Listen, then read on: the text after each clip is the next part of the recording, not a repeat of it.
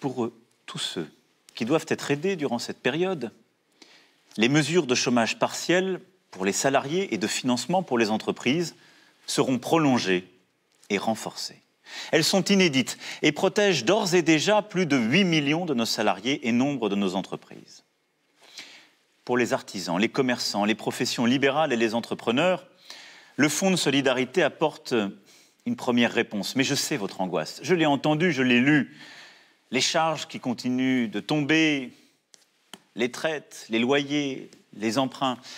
C'est pourquoi j'ai demandé au gouvernement d'accroître fortement les aides, de les simplifier pour vous permettre de surmonter cette période. Je souhaite que les banques puissent décaler toutes les échéances beaucoup plus massivement qu'elles ne l'ont fait. Et les assurances doivent être au rendez-vous de cette mobilisation économique. J'y serai attentif. Il y a donc un travail dans les prochains jours à poursuivre pour vous consolider économiquement dans cette période. Rapidement, un plan spécifique sera mis en œuvre pour les secteurs qui, comme le tourisme, l'hôtellerie, la restauration, la culture et l'événementiel, seront durablement affectés. Des annulations de charges et des aides spécifiques seront mises en place.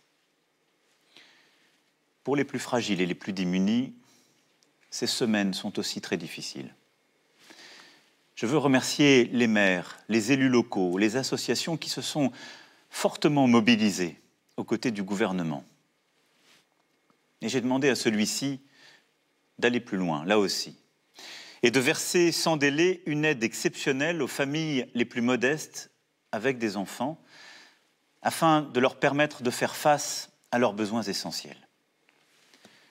Les étudiants les plus précaires, vivant parfois loin de leur famille, en particulier lorsque celles-ci viennent d'outre-mer, seront aussi aidés.